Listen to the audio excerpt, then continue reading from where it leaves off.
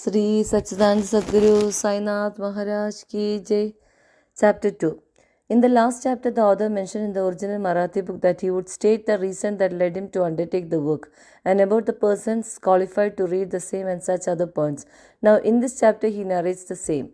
The object of writing this work. In the first chapter, I described Sai Baba's miracle of checking and destroying the cholera epidemic by grinding wheat and throwing the flour on the outskirts of the village. I heard other miracles of Sai Baba to my great delight, and this delight burst forth into this poetic work. I also thought that the description of these miracles of Sai Baba would be interesting and instructive to his devotees and would remove their sins, and so I began to write the sacred life and teachings of Sai Baba. The life of the saint is neither logical nor dialectical. It shows us the true and great path, incapacity and boldness in undertaking the work. Hemant Ban thought that he was not a fit person to undertake the work. He said, I do not know the life of my intimate friend, nor do I know my own mind. Then how can I write the life of a saint or describe the nature of incarnations, which even the Vedas were unable to do? One must be a saint himself before he could know other saints. Otherwise, how can I describe their glory? To write the life of a saint is most difficult. One may as well be able to measure the depth of the seven seas or enclose the sky with cloth trappings. I knew this was the most venturous undertaking which might expose me to ridicule. I therefore invoked Sai Baba's grace. The premier poet, saint of Maharashtra, Sri Dhyaneshwar Maharaj, has stated that the Lord loves those who write the lives of the saints, and the saints also have their own peculiar method of assigning the service, which the devotees long for. The saint inspires the work, the devotee becomes only an indirect cause or an instrument in achieving the end. For instance, in 1700 Shaka year, the poet Mahisabadi aspired to write the lives of saints. Saints inspired him and got the work done. So also in 1800 Saka year, Dasganu's service was accepted. The former wrote four works, Bhakta Vijay, Sanda Vijay, Bhakta Lilamrit and Sanda Lilamrit, while the latter wrote two, Bhakta Lilamrit and Sanda Kadamrit, in which the lives of modern saints were described. In chapters 31, 32, 33 of Bhakta Lilamrit and in chapter 57 of Santa Kadamrit, the life and teachings of Sai Baba are very well depicted. These have been separately published in Sai Leela magazine, numbers 11 and 12, volume 7. The readers were advised to read these chapters. So also Sai Baba's wonderful Leelas are described by Mrs. Savitribai Raghunath Tendulkar of Bandra in a small book named Sri Sainath Vajanamala.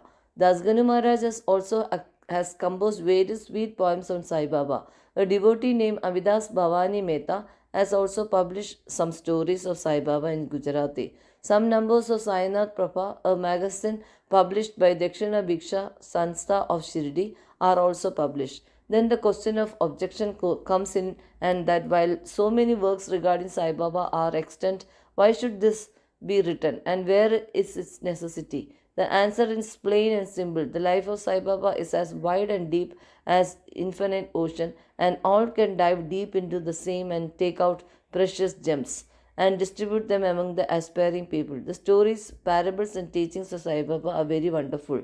They will give peace and happiness to the people who are afflicted with sorrows and heavily loaded with miseries of this worldly existence, and also bestow knowledge and wisdom both in worldly and in spiritual domains. If these teachings of Sai Baba, which are as interesting and instructive as the Vedic lore, are listened to and meditated upon, the devotees will get what they long for, namely union with Brahma, mastery in Eightfold Yoga, bliss of meditation, etc. So I thought that I should collect these stories together. That would to be my best upasana. This collection would be most delightful to those simple souls whose eyes were not blessed with Sai Baba's darshan. So I set about collecting Sai Baba's teachings and expressions, the outcome of his boundless self-realization. It was Sai Baba who inspired me in this matter. In fact, I surrendered my ego at his feet and thought that my path was clear and that he would make me quite happy here and in the next world. I could not myself ask Sai Baba to give me permission for this work, so I requested Mr. Madhavrao Deshpande, alias Shama, Baba's most intimate devotee, to speak to him for me. He pleaded my cause and said to Sai Baba, this Anna Sahib wishes to write your biography. Don't say that you are a poor fakir and there is no necessity to write it. But if you agree and help him, he will write, or rather, your grace will accomplish the work. Without your consent and blessings, nothing can be done successfully. When Sai Baba heard this request, he was moved and blessed me with by giving me his udi and placing his boon bestowing hand on my head said, "Let him make a collection of stories and experiences. Keep notes and memos. I will help him. He is only an outward instrument. I should write my autography myself and satisfy the wishes of my devotee. He should get rid of his ego, surrender it at my feet. He who acts like this in life, him I help in the most. What of my life stories? I serve him in his house in all possible ways. When his ego is completely annihilated and there is no trace of it, I myself shall enter into him and myself write my own life. Hearing my stories and teachings will create faith in devotees' hearts and they will easily get self realization and bliss. Let there be no insistence on establishing one's own view, no attempt to refute others' opinion, no discussion of pros and cons of any subject.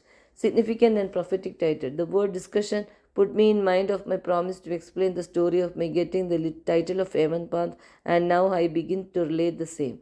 I was on close friendly terms with Kaka Sahib Dishit and Nana Sahib Chandorkar. They pressed me to go to Shirdi and have Baba's darshan and I promised them to do so. But something in the meanwhile turned up which prevented me from going to Shirdi.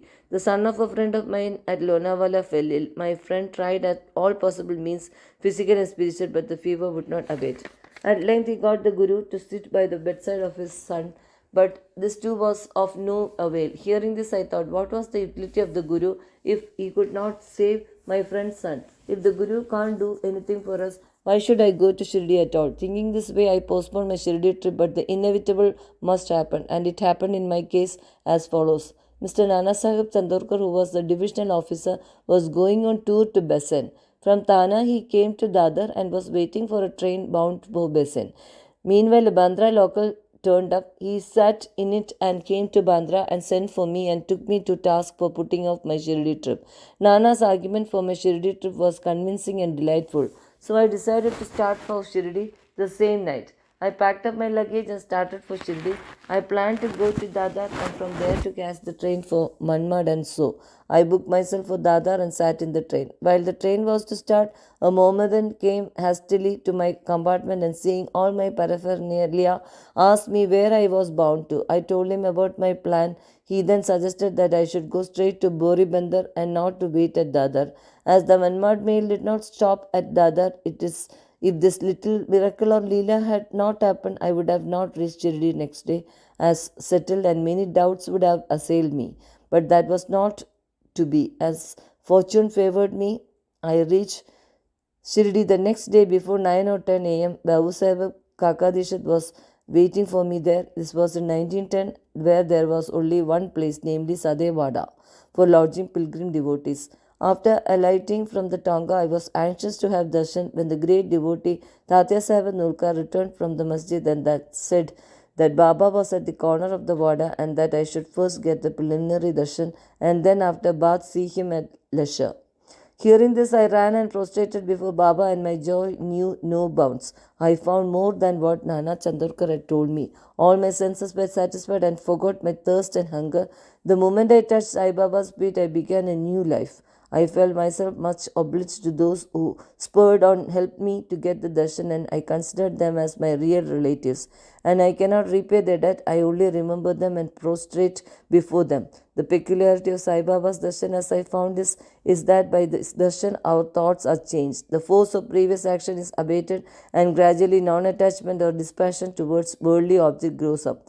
It is by the merit of actions in many past births that such darshan is got. And if only you see Sai Baba, all the world assumes the form of Sai Baba. Hot discussion.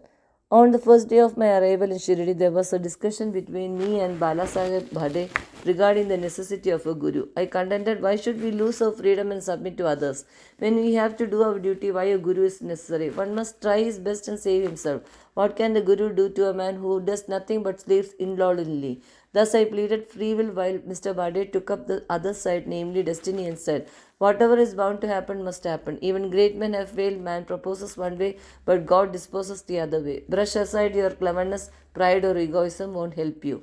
This discussion with all its pros and cons went on for an hour or so, and as usual, no conclusion was arrived at. We had to stop the discussion ultimately as we were exhausted. The net result of this was that I lost my peace of mind and found that unless there is strong body consciousness and egoism, there would be no discussion. In other words, it is egoism which breeds discussion. Then, when we went to the masjid with others, Baba asked Kaka Sahib Dishit the following: what was going on in Sadewada? What was the discussion about? And staring at me, Baba further added, what did this Hemant say? Hearing these words, I was much surprised. The masjid was at a considerable distance from Sadewade, where I was staying and where the discussion was going on. How could Baba know our discussion unless he be omniscient and inner ruler of us all? I began to think why Sai Baba should call me by the name Hemant Pant. This word is a disturbed form of Hemadribad.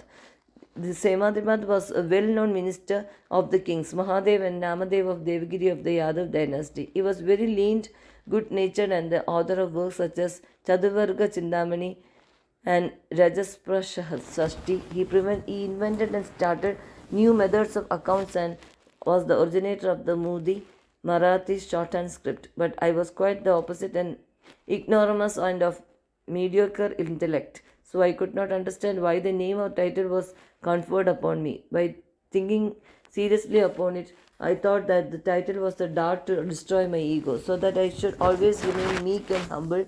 I was also a compliment paid for me for the cleverness in the discussion. Looking into history, we think that Baba's word, calling Mr.